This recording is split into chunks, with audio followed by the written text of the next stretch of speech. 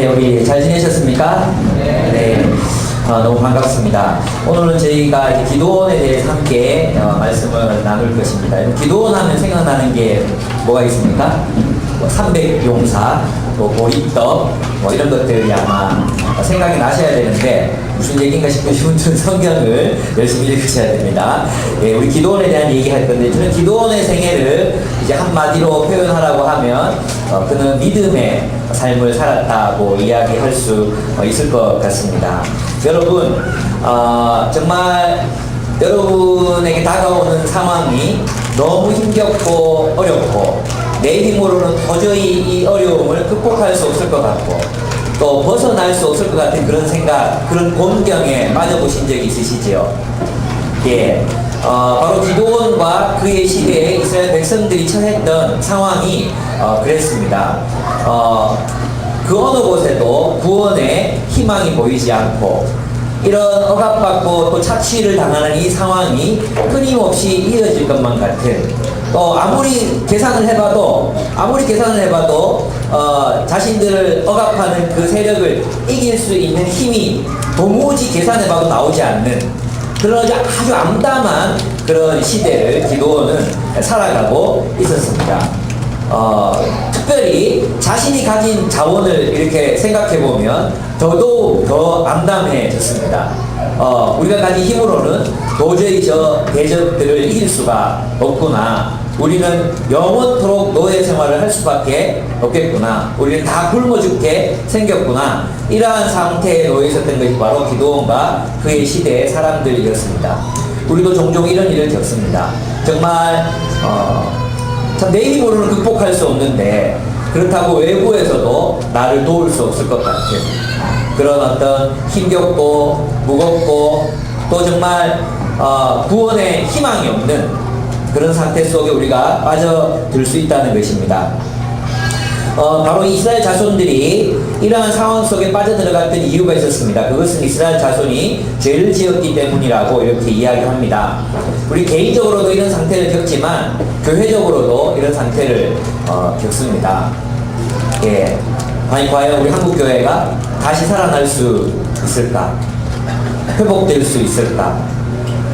정말 우리 한국교회가 다시 일어나서 정말 사회에 선한 영향력을 미치면서 사회를 이끌어갈 수 있을까? 아니, 이끌어가는 건 안 한다고 하더라도 교회가 다음 세대에 살아남을 수 있을까? 우리는 이런 생각들로 암울해질 때가 한두 번이 아닙니다. 바로 기도원이 살아가는 시대도 바로 그러했습니다. 그래서 오늘 저와 여러분이 함께 여러분 개인적으로 이런 공경에 빠지신 분들이나 또 앞으로 빠지게 되실 분들이나 또 교회적으로 여러분이 한국교회를 바라보며 낭망하고 계시는 분들이 계시다면 오늘 이 말씀을 통해서 힘을 얻는 시간이 되었으면 좋겠습니다. 먼저 기도원이 살던 시대를 한번 돌아봅시다. 1절에서 6절을 보면, 먼저 1절을 보면 이스라엘 자손이 주님께서 보시는 앞에서 악한 일을 저질렀다. 그래서 주님께서는 7해 동안 그들을 미디안의 손에 넘겨주셨다. 이렇게 이야기하고 있습니다. 이스라엘 자손이 죄를 지었습니다. 어떤 죄였냐 하면 이 당시에 이 이스라엘 백성들 중에 이스라엘 중에 여호와 신앙을 찾아볼 수 없게 됐어요. 모든 사람들이, 모든 이스라엘 백성들이 다 가정에 바알과 아세라 신상을 모시고 있었습니다. 여호와에 대한 기억은 어렴풋이 남아 있었지만 대부분의 이스라엘 백성들은 여호와 신앙을 버리고 배교하고 있었던 것입니다. 그래서 10절에 보시면 그들의 죄악은 아모리 족속 중에 있으면서 아모리 사람들의 신들을 섬긴 것이다. 이렇게 되어 있습니다. 그러니까 그들은 하나님 백성인데 아모리 족속과 함께 있어도 하나님 백성으로서의 정체성을 가지고 살아가야 되는데 그들은 하나님 백성의 정체성을 잃어버리고 바알과 아세라를 섬기고 있었던 것입니다. 또 뿐만 아닙니다. 기드온의 아버지조차도 바알 신상을 가정에 두고 그것을 섬기고 있었어요.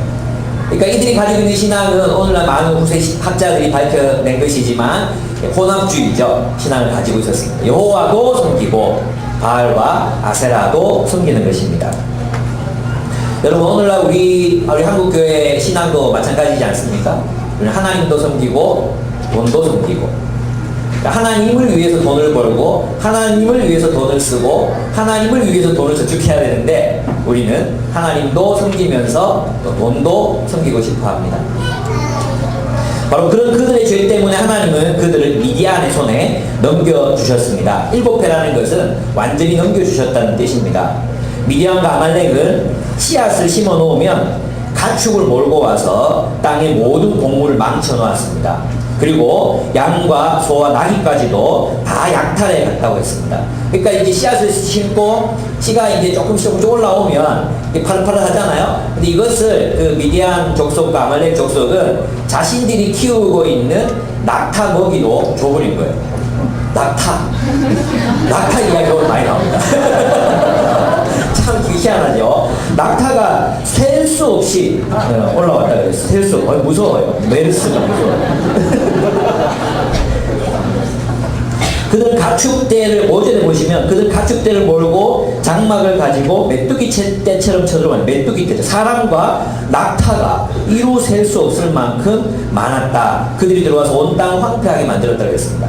그러니까 이들의 미디안과 아말렉 족속의 목표가 뭡니까? 씨말리기.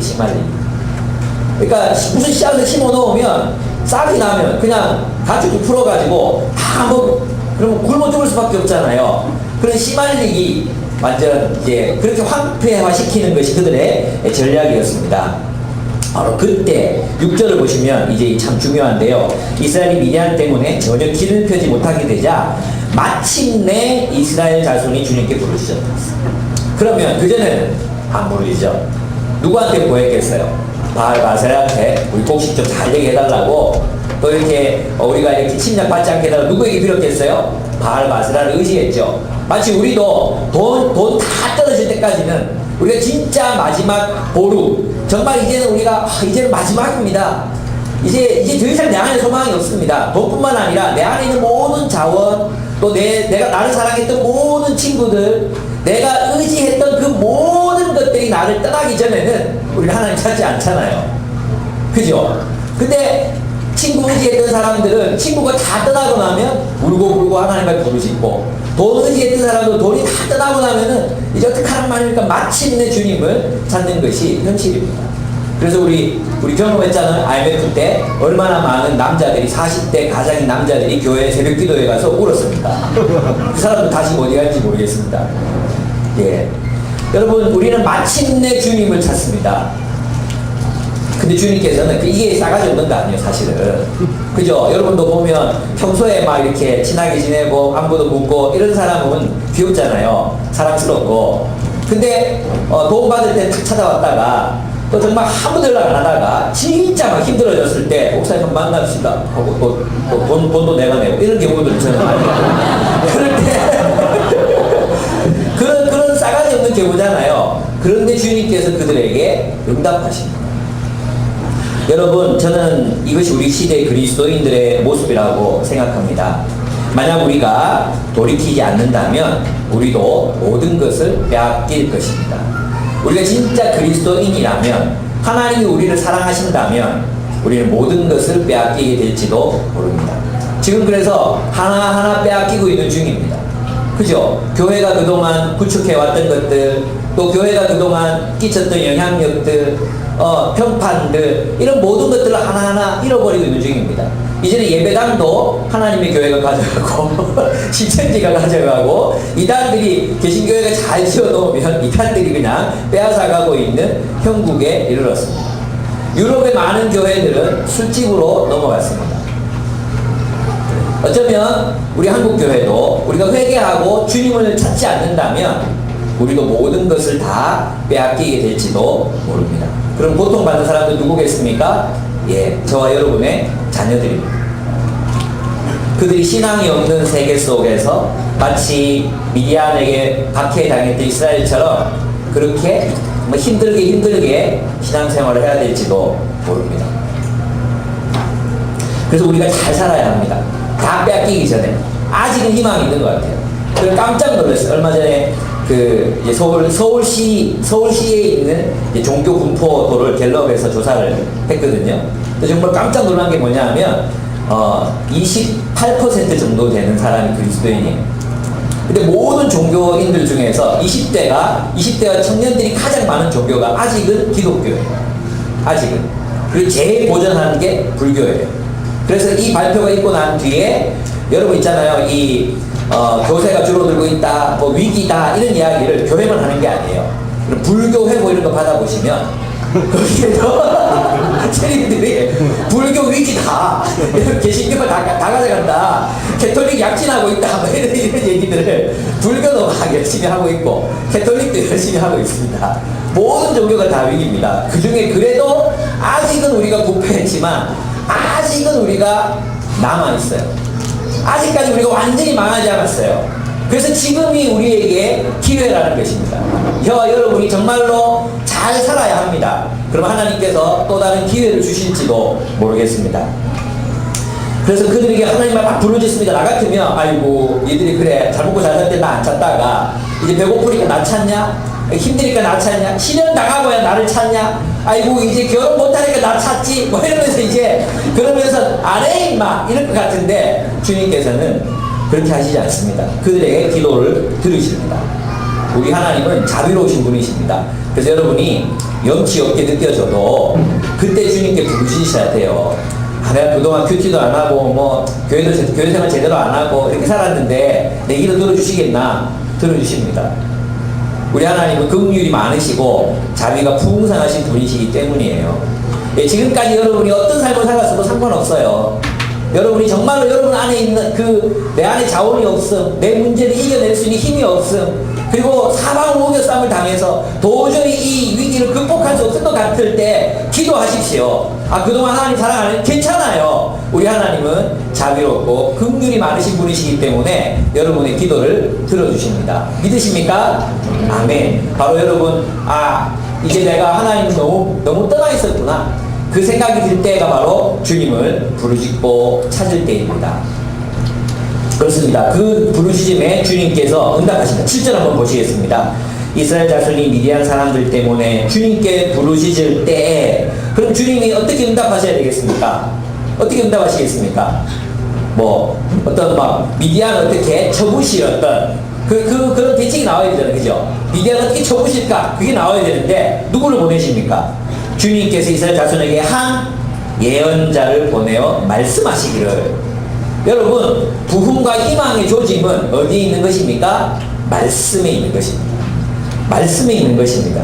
하나님은 예언자를 보내서 말씀하십니다. 회복의 출발점은 말씀이 회복되는 것입니다. 우리 개인의 삶이나 공동체의 삶이나 교회의 삶이나 우리가 회복된다는 징조는 바로 어디에서 나타나는가? 하나님이 우리에게 말씀하신다는 것입니다. 우리에게 말씀을 들려줄 선지자를 보내시고 사람들을 보내시고 말씀이 깨닫게 해주시는 바로 그 은혜가 우리에게 임하면 우리에게 무엇이 생기는 거예요? 희망이 생기는 거예요. 소망이 생기는 것입니다. 여러분, 그래서 회복의 출발점은 어디 있다고요? 하나님의 말씀이 있는 것입니다.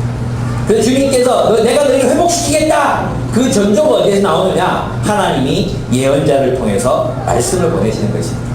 그래서 여러분, 말씀을 먼저 붙드셔야 돼요. 하나님, 나 좀 회복되고 싶어요. 하나님, 나 이기고 싶어요. 저도 저의 이 감정적인 이 무게에 지고 싶지 않아요. 그리고 이렇게 아무런 상황 속에서 굴복하고 싶지 않습니다. 이기고 싶습니다. 바로 그런 사람들에게 필요한 것은 말씀을 회복하는 것입니다. 여러분의 삶에 그 말씀이 회복되기를 축복합니다. 하나님의 말씀을 선포하시는 것에 희망이 있다는 것을 의미합니다. 만약 오늘 우리 한국교회 강단에서 하나님의 말씀이 외쳐지고 있다면 그것은 희망이 있는 것입니다. 여러분의 삶 속에 여러분이 하나님의 말씀을 만날 때, 화이트타임을 통해서 PBS를 통해서 만날 때 여러분의 하나님의 말씀이 깨달아지고 있다면 우리에게는 희망이 있는 것입니다. 하나님께서는 여러분들에게 희망을 걸고 계신 것입니다. 아멘. 바로 이 기쁨의 교회 강단 속에서 하나님의 말씀이 외쳐지고 있다면 우리 교회는 희망이 있는 것입니다. 우리 교회가 희망이 있다면 우리 한국 사회에도 하나님이 말씀하시는 공동체 때문에 희망이 있는 것입니다. 아멘. 그래서 여러분 있잖아요, 기도하셔야 돼요. 김유봉 목사를 위해서 기도하셔야 돼요. 우리 목사님이 말씀을 깊이 깨닫고 말씀을 전하는데 위축되지 않고 정말 말씀 잘 전할 수 있도록 그렇게 여러분 기도하셔야 됩니다. 아멘? 여러분 제가 하나님 말씀 타협해서 가르치는 거 원하십니까? 말씀 그대로 전하는 거 원하십니까? 말씀 그대로 전하는 거 원하십니까? 그럼 좀 기분 나빠도 그냥 들으실 줄 알아야 됩니다. 네? 제가 뭐 차 얘기, 집 얘기 이런 거 할 때도 우리 목사님께 저런 얘기 하시지 이렇게 들으셔야 돼요. 아, 기분 나쁘다. 막 이러면 안 돼요. 스마트폰 검사한다 그랬죠? 스마트폰 대학생들 나중에 봅시다. 하나님의 말씀은 하나님은 그렇게 예언자를 보내서 말씀하십니다. 그리고 하나님은 이스라엘이 기억하기 원하세요. 뭘 기억하기 원하십니까? 8절에 보시면 나주 이스라엘 하나님이 말한다. 바로 내가 너희를 이집트에서 나오게 하였고 종살이하던 집에서 너를 이끌어내었다. 내가 너희를 이집트 사람과 또 너희를 억압하는 모든 원수의 손에서 구하여 내었다. 내가 그들을 너희가 보는 앞에서 쫓아내었고 그 땅을 너희에게 주었다. 예언자가 하시는 말씀이 뭐예요? 과거를 기억해라는 것입니다. 우리 삶 속에서 역사하셨던 하나님, 너희의 삶에서 너희를 구원하셨던 그 하나님, 여러분 정말 죽고 싶었을 때 있었잖아요. 그죠? 중학교 때 그 선생님이 나를 안 좋아한다는 걸 알았을 때 그때 죽고 싶었죠. 자녀들 중에 몇 명 없습니까? 여러분 대학교 1학년 때 만났던 그 여자친구 남자친구 그 사람 없으면 죽을 것 같았잖아요. 그래서 하나님 앞에 막 금식기도도 하고 그랬잖아요. 나만 그랬나? 어쨌든 그런 죽을 뻔한 위기들을 우리가 많이 겪었죠. 정말 여러분 인생 속에 와 이제는 내가 못 살겠다, 이제는 죽을 것만 같다는 생각 들은 적 있었죠. 근데 어떻게 하셨습니까? 하나님 여러분을 이기게 하셨습니다. 승리하게 하셨습니다. 여러분 이것을 기억하는 것이 굉장히 중요합니다. 저는 있잖아요, 제가 교회가 어려워지거나 힘들고 어려울 때 캠퍼스 때 일을 생각해요. 지금 생각해보면 참 부흥이었던 것 같아요. 제가 처음 공동체에 맡았을 때 20명, 30명 되는 사람들, 뭐 지금 뭐 개척 멤버들이 뭐 헌신되고 그런 다 뻥이에요. 거짓말이에요. 그때도 있잖아요. DPM 하면은 아침 뭐 한 30명 모이는 공동체에 아침 기도회 하면 2명 나오고 1명 나오고 나 혼자 할 때 정말로 많았어요. 이 동부교회 다니는 집사 한 명 있는데 그 친구하고 둘이서 그냥 뭐 장작 펴놓고 기도하고 이럴 때가 되게 많았고 DPM 담당자가 50분까지 기도하는데 40분에 와서 기도 제목 나눠주고 가고 그랬다니까요. 그랬는데 우리가 생각해보면 그 두 사람이서 열심히 기도했는데 불과 4년 지나지 않아서 200명이 됐거든요. 4년 지나지 않아서 50명 모이던 그룹이 바로 다음 학기 120명이 됐어요. 그리고 몇 년 지나지 않아서 200명, 300명, 수련이 250명, 전체 모여 380명 막 이렇게 오기 시작했어요. 저는 그걸 기억해요. 그때 그런 여건이었나? 아니에요. 서울 지방, 다른 지방에는 안 된다고 난리였거든요. 근데 대구만 잘 되는 거예요. 대구만. 신기하잖아요. 근데 그걸 기억해요. 그래서 저는 있잖아요, 하나님의 역사를 항상 기억해요. 하나님이 언젠가 한 방 쏘실 때가 있다. 하나님 언젠가 한 방 지르실 때가 있다는 거예요. 그때 내가 유능했거나 뭐 우리 함께 모인 사람들이 유능했거나 전략이 탁월했거나 그런 거 하나도 없었어요. 근데 이상하게도 사람들이 몰려오는 거예요. 복학생들이 막 몰려오고 와서 울고 난리치고 정말 저도 막 쟤들이 왜 저러고 있지? 이런 생각이 들 정도로 여러분 하나님은 어떻게 움직이실지 모릅니다. 저도 그래서 과거를 기억하는 거예요. 하나님 이런 부흥, 그때 일어났던 그 부흥을 오늘날 우리에게도 허락해 주십시오. 여러분 그런 기대감이 있어야 됩니다. 제가 이번에 충남 IF에 갔는데 한 간사님이 찬양을 인도하시는데 학생 같아요. 진짜 목소리가 되게 찬양 인도하는 사람들 중에는 톤이 진짜 예쁜 그 수찬이 목소리 정말 좋아하거든요. 수찬이 찬양을 할 때 나는 노래 안 해. 그냥 수찬이 소리만 이렇게 듣고 있어. 너무너무 좋아요. 근데 수찬이만큼 아름다운 보이스를 가진 총각 이 간사님이 찬양을 인도하고 계셨어요. 찬양 인도하시는데 이분이 이제 저랑 마음이 통했는데 자기 이제 지부가 이제 작다는 한 10명 이렇게 모인다는 거예요. 근데 자기는 아무리 생각해봐도 하나님 언젠가 한꺼번에 100명을 보내실 날이 있을 것 같다. 그러니까 리더를 빨리 길러야 되는데 우리 지금 뭐 하고 있는지 모르겠다. 그래서 막 얘기를 하는 거예요. 지금 10명 모이는데 하나님이 한 번에 보내실 수 있지 않냐고 막 하고 우리도 그랬다고 그러면서 이제 죽이 맞아가지고 정말 재밌었어요. 그러면서 그 친구 나 정말 좋아하거든요. 진짜 좋아하고 막 인생에 막 멘토가 돼달라고 막 얘기를 했어요. 저는 그런 하나님을 한번 경험해 봤기 때문에 지금 저희 공동체를 하면서도 그런 마음이 있어요. 하나님께서 우리 세대에 우리를 통해서 한번 한번 부흥의 불길을 일으키셨으면 좋겠다. 제가 싱가포르 가서 부러웠던 게 다른 건 정말 한 개도 안 부러웠거든요. 뭐 영상, LED 있잖아요. 이제는 이런 거 안 써요. 이런 거 안 써. 뭐 빛 다 보이는 이 빔 프로젝트 이런 거 안 써요. 저 여기다 LED 박아놓고 LED가 무대 전을 그런 거 하나도 안 부러웠어요. 찬양팀이 찬양하는데 불꽃이 막 뛰어오르고 막 드라이스 막 깔고 막 그런 거 하나도 안 부러웠어요. 제가 부러웠던 게 뭐냐 하면 2만 명이나 되는 청년들이 모여서 하나님을 예배하고 찬양하는 게 그렇게 부러울 수가 없었어요. 야, 저 친구들 내가 설교하고 정말 좋을 텐데 그런 생각이 들었어요. 저는 근데 있잖아요, 제 마음에 그런 소망이 있어요. 하나님께서 언젠가 우리에게 그런 기회를 주실 것이다. 네. 여러분 믿으십니까? 오늘 그 얘기 하려고 합니다. 하나님이 언젠가 하나님을 소망하고 하나님께서 우리와 함께 하신다면 그의 일어날 것이라는 믿음을 가진 사람들을 통해 그런 일이 일어나게 되었습니다. 여러분, 절망 가운데 있으신 여러분, 절대 포기하지 마십시오. 하나님의 방법은 있잖아요. 1 더하기 1은 2, 2 더하기 2는 4, 이 아닙니다. 네, 하나님 우리의 계산법을 뛰어넘으시는 분이시라는 것입니다. 그래서 첫 번째, 하나님 예언자 보내서 말씀하시고, 두 번째는 지도자를 세우십니다. 근데 이것도 정말 중요한 게 있어요. 중심부에 있는 사람 세우는 게 아니라 변방에 있는 연약한 사람, 평범한 사람을 세우십니다. 기드온은 평범한 사람이었습니다. 그는 담대한 사람이 아니었습니다. 미디안의 눈을 피해서 포도주 틀에서 몰래 미리삭을 타작하고 있었습니다. 왜? 들키면 빼앗기니까. 우리 누구라도 다 그랬겠죠. 들키면 빼앗기는데 몰래 이제 까먹어야 되겠죠. 네, 그런 것입니다.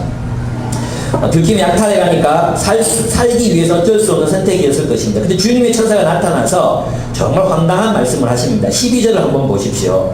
주님의 천사가 그에게 나타나서 힘센 장사야, 주님께서 너와 함께 계신다 라고 말씀하십니다. 여러분, 이 기드온 이야기가 계속 반복되면서 나타나는 이야기가 바로 이거예요. 주님이 너와 함께 계신다는 거예요. 주님이 너와 함께 계신다. 주님이 기드온과 함께 계신다. 주님이 그와 함께 계신다. 이 이야기가 계속해서 반복되고 있습니다. 그래서 이 기드온의 삶의 주제를 말하라면 하나님이 함께 계신다는 것입니다. 근데 있잖아요, 힘센 장사야, 주님이 너와 함께 계신다, 이 이야기를 듣자마자 기드온이 뭐라고 대답합니까? 13절 보십시오. 감히 여쭙겠습니다만 주님께서 우리와 함께 계신다면 어째서 우리가 이 모든 어려움을 겪습니다. 그러니까 지금 예언자는 기드온에게, 천사는 기드온에게 주님이 너와 함께 계신다 단수로 얘기했는데, 기드온은 주님이 우리가 이걸 잘못 알아들은 거죠. 주님이 우리와 함께 계신다면 어떻게 이런 일이 일어날 수 있습니까? 라고 단번에 받아치는 거예요. 이 누군지 알았겠어요? 그 앞에 말했던 예언자입니다. 이 천사가 예언자인 줄 알았던 거죠. 그래서 예언자가 이스라엘 가운데 예언 활동을, 하나님 너희와 함께 계시고 너희를 구원하실 것이다, 계속해서 이제 말씀을 하고 계신 거예요. 그 말씀에 대해서 기드온이 어떻게 그 말씀을 들었던 거죠. 그 말씀 누구를 통해 들었는지 아닐, 그 예언자가 직접 들었어요. 그래서 천사가 주님이 너와 함께 계신다 이렇게 말하니까 즉각적으로 주님이 우리와 함께 하신다, 이런 일이 어떻게 일어날 수 있습니까? 이 말이 됩니까? 이렇게 되들고 있는 것입니다. 그것은 무슨 말입니까? 기드온은 그 이야기, 예언자의 이야기를 마음에 깊이 담아두고 있었습니다. 깊이 담아뒀기 때문에 어떻게 했습니까? 실망하고 있었습니다. 하나님의 말씀을 소망하고 있었는데, 정말로 이런 일이 일어났으면 좋겠다 소망하고 있었는데 이런 일이 일어나지 않으니까 그는 아주 실망하고 있었습니다. 한번 보십시오. 그리고 뒤에 보면 우리 조상, 제가 세 번역으로 계속 읽겠습니다. 감히 여쭙겠습니다만 주님께서 우리와 함께 계신다면 어째서 우리가 이 모든 어려움을 겪습니까? 우리 조상이 우리에게 주님께서 놀라운 기적을 일으키시어 우리 백성을 이집트에서 인도에 내셨다고 말하였는데 그 모든 기적들이 다 어디 있단 말입니까? 지금은 주님께서 우리를 버리시기까지 하셔서 우리가 미디안 사람의 손아귀에 넘어가고 말았습니다. 하나님은 어디 계십니까? 여러분, 실망은 누가 합니까? 기대하는 사람이 합니다. 여러분, 이 기드온이 신앙이 없는 사람이었으면 이런 기대조차 안 해요. 누가 와서 저렇게 말도 안 되는 소리를 떠드나 이랬을 거예요. 근데 기드온의 마음에 뭐가 있었어요? 기대가 있었던 거죠. 소망이 있었던 거예요. 하나님은 그것을 본 것입니다.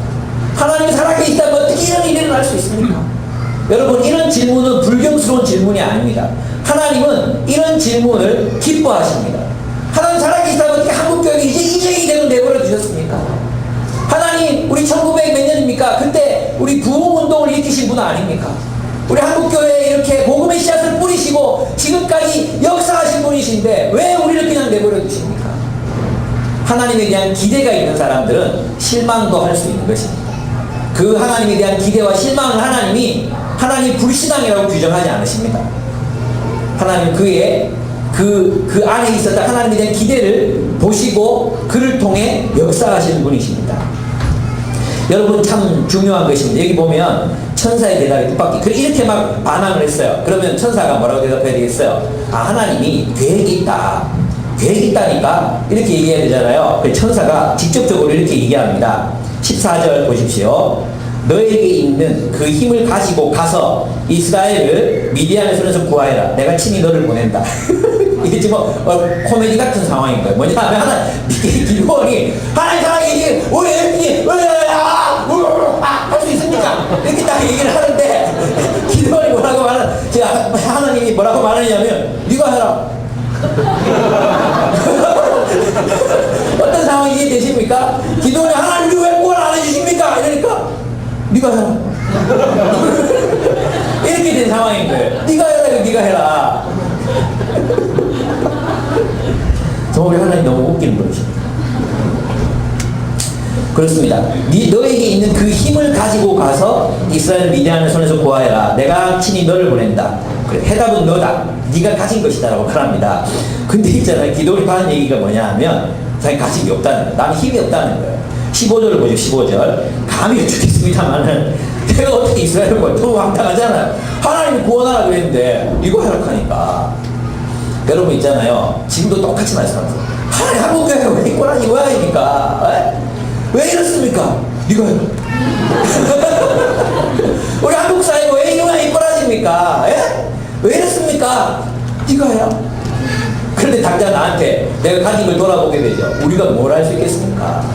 우리 힘도 없는데요. 그래서 하는 말이 뭐냐면 15절에 보면 감히 죽겠습니다. 내가 어떻게 이스라엘을 구원할 수 있겠습니까? 보시는 바와 같이 나의 가문은 므낫세 지파 가운데 므낫세 12지파 중에 제일 약한 지파였고 그 다음 그 중에서도 가장 약하고 나는 아버지 집에서도 가장 어린 사람 막내입니다. 이런 뜻입니다.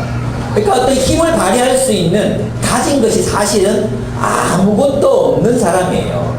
근데 주님이 천사가 네가 가진 것으로 구원하라고 하는 거예요. 그럼 뭘 가졌겠어요? 뭘 가져야 이기겠어요? 네? 생각해봐요. 아무것도 없어요. 힘도 없고 권력도 없고 돈도 없고 세력도 없어요. 근데 네가 가진 것으로 구원해라. 그 네가 가진 것이 무엇이겠습니까? 바로 하나님이셨던 것입니다. 내가 너와 함께 하겠다. 기도원이 가지고 있었던 것은 바로 하나님 한 분이셨던 것입니다. 그것만 있으면 된다. 하나님만 있으면 된다. 네가 가진 것 그것 하나님. 그분과 함께하면 너는 승리할 것이다. 주님이 말씀하셨습니다. 참 얼마나 놀라운지 모릅니다. 이것이 바로 우리의 상황이죠. 여러분도 그렇지 않습니까? 우리 기쁨의 교회는 작은 교회들 중에서도 약하고, 이제 약하다고 말하기는 좀 어려운 상황이겠지만, 그죠? 우리 멤버들은 여기서 동의하실 것 같은데 돈도 없고 힘도 없습니다. 우리가 가진 것이 없습니다. 여러분 캠퍼스 생각하고 우리 간사님들 계시잖아요. 정혜 간사님, 우리 교회 간사님들 정말 많아요. 또 누가 수지 자매도 간사가 됐잖아요. 우리 다 접수합시다. 어쨌든 여러분 캠퍼스 바라보면서 그런 생각 들지 않습니까? 캠퍼스 지부 중에서도 가장 작고 간사들 중에서도 제일 무능한 사람이라는 생각 들지요. 정이 맞지? 여러분 숲도 그렇지 않습니까? 우리 숲은 우리 교회에서 가장 작고 저도 가장 부족한 숲지기입니다. 수찬하니 그런 생각이요. 그런 생각 안 드나? 들지요? 저도 그렇습니다. 저도 가진 것도 없고 힘도 없고 아무것도 없는 사람입니다. 근데 주님께서 천사가 그에게 뭐라고 말씀하시냐 하면 내가 반드시 너와 함께 있을 것이니 네가 미디안 사람들 마치 한 사람을 쳐볼 수도 쳐부술 것이다. 누가 함께 하시면? 하나님이 함께 하실 것이다. 내가 반드시 너와 함께 할 것이다. 이것만 있으면 되는 거예요. 하나님이 우리와 함께 하시면 이기는 거예요. 근데 우리는 뭘 생각해? 우리가 가진 자원. 나는 힘도 없고 지식도 없고 세력도 없고 인간관계도 잘 못하고, 어떤 사람은 인간관계 샤바샤바도 잘해가지고 뭐 일도 안 하고 막 이렇게 인정받는데 쎄 빠지게 해도 맨날 실수하고 욕먹고 내 딸 성실하게 했는데 뭐 니는 내가 왜 시키는 대로 안 하냐고 또 먹고 그런 일을 수도 없이 겪잖아요. 그렇게 다른 거 다 필요 없다는 거예요. 내가 너와 함께 할 것이다. 근데 있잖아요, 기도원의 위대한 점이 뭐겠어요? 그 다음 구절을 보면 기도원의 위대한 점이 나타납니다. 17절. 이 기도원 내가 생각할 때 베드로 오빠예요. 절대 복잡한 사람이 아니에요. 정말 단순한 사람. 17절 한번 여러분 성경 개역 개정을 한번 읽어보겠습니다. 시작.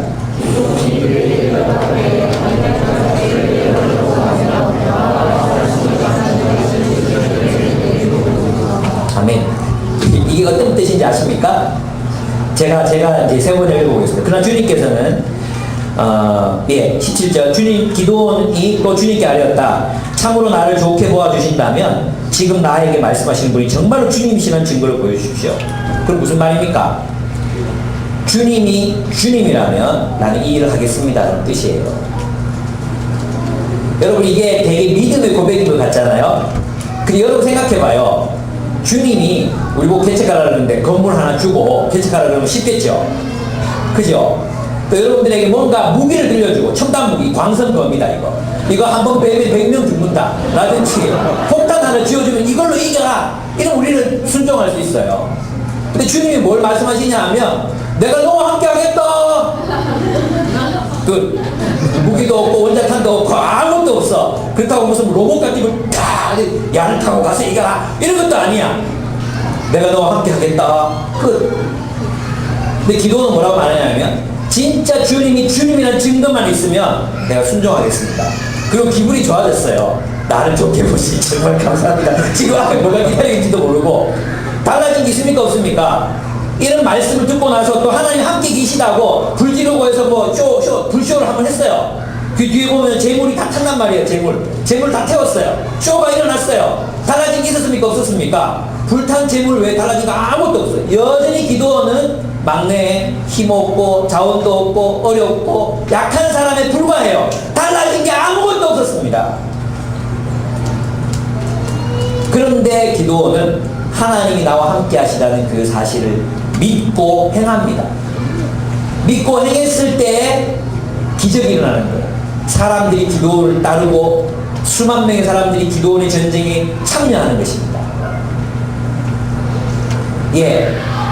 하나님께서 그에게 말씀하십니다. 제단을 쌓고 숫소 또 어린 일곱 회된 소를 잡아서 제물을 바쳐라. 그리고 바알과 세상을 헐어라 했을 때 달라진 것이 아무것도 없었지만 하나님이 나와 함께 하신다는 그것 한 가지만 믿고 그는 행동합니다. 순종합니다. 그 결과 그 추종자들을 얻는 것입니다. 그리고 또 이야기합니다. 이 전쟁으로 몰렸어요. 근데 이제 여러분 정말 유명한 거 양털기도 알죠? 양털. 양털 위에만 이슬이 내리게 하시고, 그러면 내가 정말 하나님이 나와 함께 하시면 믿겠습니다. 양털만 내렸어요. 또 기도하는 거예요. 양털 말고 땅에만 내리게 해주세요. 또 하나님 또 기도 들으시는 거예요. 여러분 이것은 있잖아요. 기도원의 불신앙을 보여주는 것 같죠? 아니에요. 이건 뭐냐면 기도원의 어떤 믿음을 보여주는 거냐면 하나님이 나와 함께 하신다면 나는 이 전쟁을 수행하겠습니다. 승산 없는 전쟁, 이길 수 없는 전쟁, 계산으로는 절대로 패배할 수밖에 없는 그런 전쟁이지만 하나님이 나와 함께 하신다는 증거만 있으면 나는 당신과 함께 나아가겠습니다. 여러분 이것을 현실에서 적용하는 것은 정말 어려운 일이에요. 주님 위해서 살아라, 네가 승리한다. 그리고 뭐 갑자기 내 통장에 뭐 35이 확 꽂힌다든지 주님 너무 함께 하시네, 이런 우리가 정말 쉽겠죠. 근데 그런 것 하나도 없이 단 한 가지밖에 없어요. 한 가지. 하나님이 나와 함께 하신다는 믿음, 하나님이 나와 함께 하신다는 그 한 가지 사실, 그 한 가지 사실을 붙들고 기드온은 나아가기로 작정했던 것입니다. 그래서 기드온은 믿음의 사람이라고 부를 수 있는 거예요. 여러분 이 마음이 있습니까? 하나님 나와 함께 하신다면 내가 이길 수 있습니다. 하나님만 있으면 됩니다. 하나님만 나와 함께 하신다면 이 모든 어려움 극복할 수 있습니다. 이 믿음이 여러분에게 있으십니까? 아멘. 여러분 하나님이 여러분과 함께 하십니다. 하나님이 우리와 함께 하십니다. 그러므로 우리는 순종하면 됩니다. 하나님 뜻대로 살면 주께서 승리케 하실 것입니다. 여러분 그래서 이제 7장으로 넘어가면 미디안을 쫓아내는데요. 여기도 여러분이 잘 아는 그런 중요한 이야기들이 나옵니다. 예, 기드온에게는 32,000명의 군사들이 있었어요. 근데 하나님께서 보시고는 이 대적은 있잖아요. 어떻게 표현되냐면 수를 셀 수가 없어요. 12절, 7장 12절 한번 보겠습니다. 미디안 사람과 아말렉 사람과 사막 부족들이 메뚜기 떼처럼 그 골짜기 수없이 널려 있었습니다. 그래서 여기 보면 미디안, 아말렉, 사막 부족, 이게 나중에 다윗이 이 사람을 쳤잖아요. 그죠? 수시로 가서 치고 그랬던 그 어떤 배경이 되는 그런 구절이에요. 아말렉이 굉장히 이스라엘을 못됐게 멸망시키려고 했기 때문에 다윗이 그들에게 나중에 보면 이해할 수 없을 정도의 그런 복수를 행하잖아요. 그죠? 그런 배경이 나옵니다. 어쨌든 여기 보면 미디안 사람과 아말렉 사람과 사막 부족들이 메뚜기 떼처럼 열렸습니다. 메뚜기 떼처럼 그 골짜기에 수없이 열렸으면 그들의 낙타도 바닷가에 모래알처럼 헤아릴 수 없이 말았다. 정말 두려운 상황이에요. 메르스, 낙타가 이렇게 수도 없이 말았다는 것입니다. 그렇습니다. 그런데 이제 하나님이 말씀하십니다. 뭐라고 말씀하십니까? 32,000명 많다 이거예요. 저쪽은 숫자도 뭐하지? 이쪽은 숫자가 헤아리지 2만 명이 넘어가도 사실 헤아리기 어려운데 다 헤아렸거든요. 3만 몇 명을 헤아렸단 말이에요. 근데 저쪽은 숫자를 헤아릴 수가 없어.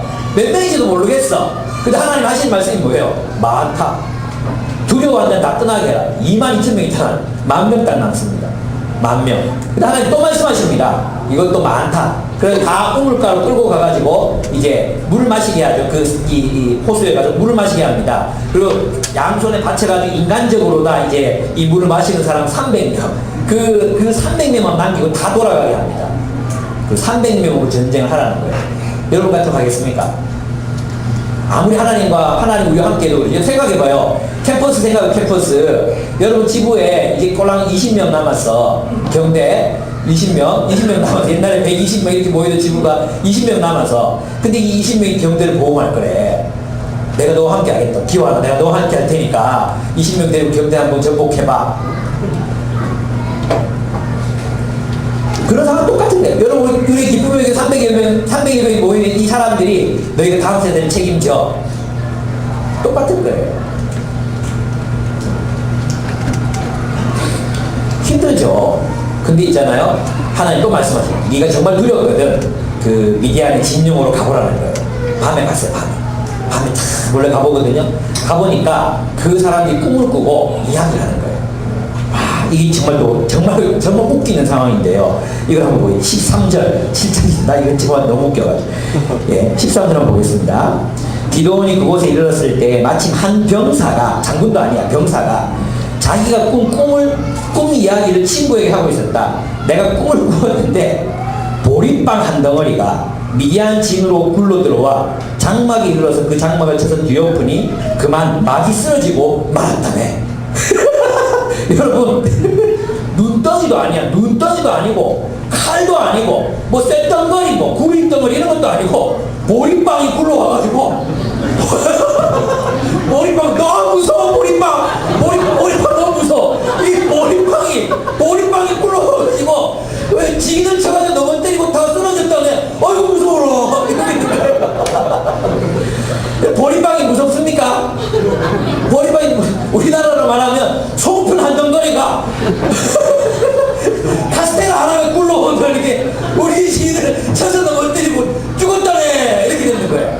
그런데 여기서 끝나면 야 이 새끼 보리빵 끄가이 밖에 뜯어먹은 거지 뭐 하는 거야 뭐 이렇게 될 수도 해본 될 수도 있잖아요. 근데 그 사람이 뭐라고 얘기하느냐 하면 14절 보시면 꿈 이야기를 들은 그 친구가 말하였다. 그것은 다름이 아니라 이스라엘 사람이 와서의 아들이 기드온의 칼이 틀림없네. 이 보리빵을 보고 기드온의 칼을 상상해낼 수 있는 이 놀라운 상상입니다. 보리빵이 기드온의 칼 상황입니까? 근데 이 이야기를 기도원이 또 듣고 주께서 우리와 함께 하시는구나. 그리고 올라가서 또 한다는 거 아니에요.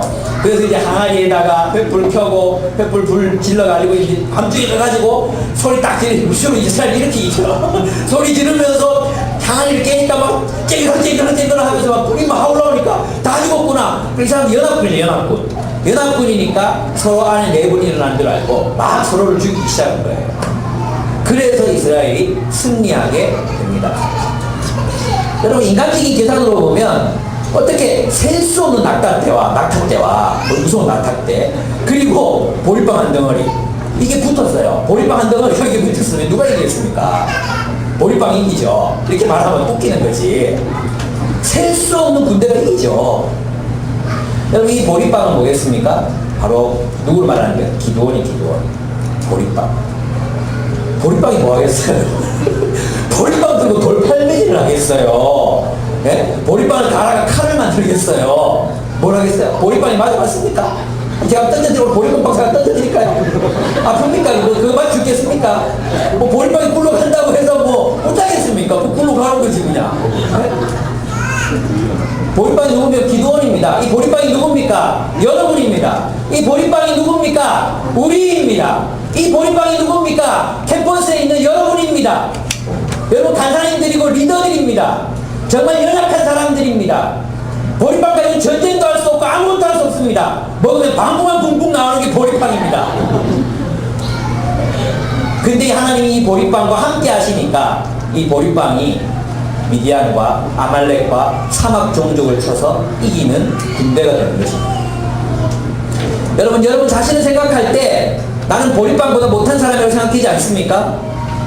우리 영은 간사님이 제가 혼자 이렇게 딱 있는데 찾아와가지고는 이렇게 얘기를 했어요. 지금 상황도 너무 좋고 스님들도 너무 좋고 또 주변에 너무 많은 사람들이 도와주고 있어서 정말 행복한데 내가 과연 이 일을 잘해낼 수 있는 사람인지 모르겠다. 이 자리가 과연 내 자리인지 모르겠다. 이렇게 얘기를 하시는 거예요. 그 딱 제 고민이거든요. 저는 하루에도 수백 번씩 이 자리가 내 자리 맞나? 다른 사람이 있으면 정말 더 잘할 수 있지 않았을까? 내가 이 좋은 교회를 맡아가지고 망치고 있는 것은 아닌가? 이런 생각 하루에 수백 번씩 하거든요. 그죠? 저는 보리빵입니다. 어떤 보리빵입니까? 하나님과 함께하는 보리빵입니다. 여러분, 내가 아무것도 할 수 없기 때문에 우리는 하나님 의지할 수밖에 없는 거예요. 보리빵이 무슨 수로 이기겠어요? 보리빵이 무슨 수로 이기겠습니까? 하나님이 함께 하셔야 이길 수 있는 것입니다. 아멘? 여러분 마찬가지입니다. 여러분이 보리빵 자아상 가지고 뭘 할 수 있겠습니까? 아무것도 할 수 없습니다. 우리 그거 사실 인정해야 합니다. 그 누가요? 하나님이 우리와 함께 하시면 이길 수 있는 것입니다. 여러분이 하나님을 여러분의 도구로 삼으십시오. 여러분 자신을 바라보지 마십시오.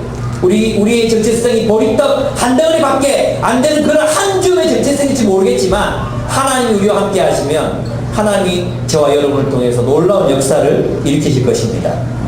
아멘. 300명으로 셀 수 없는 무리를 이길 수 있습니다. 여러분 캠퍼스에 있는 수십 명의 인원으로 2만 명, 3만 명 되는 인원을 이길 수 있습니다. 우리 기쁨의 교회 300명의 인원으로 대구 지역의 250만 명을 이길 수 있습니다. 아멘. 하나님은 언젠가 그런 부흥을 일으키실 거라고 저는 신뢰합니다. 여러분, 그래서 제가 한 사례를 알려드리겠습니다. 영국 웨일즈에서 일어났던 일입니다. 1904년이었습니다. 1904년 젊은이들의 기도 모임이 있었습니다. 아마도 옥스퍼드 대학생들의 기도 모임이었던 것 같습니다. 그 기도 모임 중에서 한 사람이 조슈아라는 사람이 기도하기 시작했습니다. 하나님, 이런 엘리트들이 아니라 광산에 있는 광부들에 의해서 영국이 부흥이 일어나는 것을 보고 싶습니다. 기도했습니다. 근데 놀랍게도 광산에 있는 젊은이들이 또 일어나서 기도하기 시작했습니다. 그 중에 한 사람이 광부의 아들이자 자신의 직업도 광부였던 이반 로버츠라는 사람이 기도하기 시작했습니다. 10년 동안을 웨일즈의 영적 상태를 바라보며 개인적인 타락과 도덕적인 상황을 바라보면서 기도하기 시작했습니다. 그러다 이 두 사람이 어쩌다가 만납니다. 셋 조슈아와 이안 로버츠가 함께 기도하게 됐습니다. 함께 기도하면서 환상을 보았어요. 그 환상 중에 모리아 교회를 보게 됩니다. 그래서 그 모리아 교회로 이 사람들이 옮겨가서 그곳에서 성경 연구와 기도회를 개최했습니다. 어떤 일이 일어났느냐 하면 30일 만에 37,000명이 회개하는 일이 일어납니다. 5개월 만에 10만 명이 회심합니다. 술집과 극장과 클럽들이 문을 닫았습니다. 사람들은 빚진 것을 갚기 시작했습니다. 알코올 중독이었던 광부들이 술을 끊었습니다. 가정 예배와 공공 예배에서 기도 모임이 시작되었습니다. 여러분, 하나님의 승리는 우리의 계산대로, 우리의 생각대로, 우리가 가지고 있는 자원으로 일어나는 것이 아닙니다. 하나님은 하나님의 방법을 사용하십니다. 뭐라고 말씀하셨습니까? 내가 너와 함께한다. 그거 보여주려고 어떻게 해요? 다 보내라. 300명이 충분하다. 다 내보내라. 필요 없다. 300명이 충분하다. 그리고 주님께서 내가 너와 함께 했기 때문에 너희가 승리한 거라고 가르쳐 주십니다. 아멘. 그래서 저는 우리 교회에 정말 뭐 놀라울 만큼의 부자가 없잖아요. 그죠? 우리 놀라울이 많지 가난하고, 우리 놀라울이 많지 찌질하고, 우리 놀라울이 많지 소심하고, 그런 사람들이 모여 있습니다. 그래서 우리 교회 얘기했죠. 우리 교회 역사 얘기하면서 정상인이 한 명이라도 들어오면 정말 감사하겠다고 개척 때도 얘기했다, 기도했다고. 지금은 정상인이 상당히 많아졌어요. 감사하죠. 만약 정말 이렇게 우리가 이러한 사람들 함께 모여서 주님의 역사가 우리에게 일어난다면 누가 하신 것입니까? 하나님이 하신 것입니다. 저는 이만큼이라도 우리가 주님 위해 살아가고 있다는 것 자체가 정말 기적이라고 생각합니다. 여러분, 하나님이 함께 하시는 그 하나님의 한방, 그걸 기대하십시오. 어떤 사람들은 뭐 있죠. 하나님은 어떻게 역사하실지 모르는 분이십니다. 저는 그것을 제 삶을 통해서 보았던 적이 있었고, 또 앞으로 그런 일이 일어날 거라고 저는 기대하면서 살아갑니다. 하나님께서 여러분을 통해 하나님의 위대한 일을 행하실 것입니다. 나는 힘이 없다고요? 나는 보리떡보다 못한 존재라고요? 괜찮습니다. 하나님이 함께 하시는 겁니다. 아멘. 여러분 같은 보리빵보다 어떻게 더 나아질 수 있겠습니까? 밀가루빵도 아니고 보리빵. 하나님이 함께 하시면 하나님 손에 들려진 위대한 무기가 될 수 있습니다. 기대하십시오. 절망의 상황 속에서도 주님이 함께 하시면 우리 그것을 이겨낼 수 있습니다. 우리 함께 기도하겠습니다.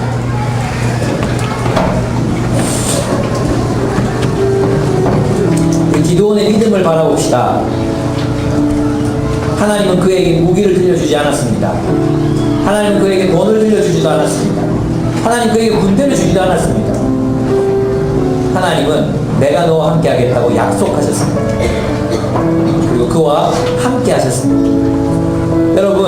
여러분이 처한 상황이 얼마나 암울하고 얼마나 절망적일지 저는 알 수 없습니다. 또 여러분의 캠퍼스나 여러분의 공동체가 처한 상황 어쩐지 알 수 없습니다. 그럼 우리 한국교회 상황은 제가 알고 있습니다. 무너져가고 있고 급격하게 타락해가고 있고 회생이 불가능할지도 모릅니다. 그러나 주님이 우리와 함께 하시면 우리는 하나님의 역사를 이룰 것입니다. 하나님이 여러분과 함께 하신다면 하나님께서 여러분과 함께 역사를 이룰 것입니다. 그럼 우리는 무엇을 기도해야 되겠습니까? 주님, 저와 함께 해주십시오. 주님, 저와 함께 해주십시오. 주님께서 역사를 일으켜 주십시오. 정말 이 땅에 수많은 청년과 청소년들이 주님께로 돌아오는 것 보고 싶습니다. 어린아이들이 주님의 품에 안겨서 찬양하는 거 보고 싶습니다. 우리 그런 기도 드립시다. 하나님, 우리 캠퍼스에 우리 운동이 정말로 참 이 세상을 이기고 캠퍼스를 이기고 승리하는 것을 보고 싶습니다. 우리 교회가 세상을 이기고 승리하는 모습을 보고 싶습니다. 제가 세상을 이기고 승리하고 싶습니다. 우리 주님께 구합시다. 주님, 나와 함께 해 주십시오. 우리 함께 기도하겠습니다.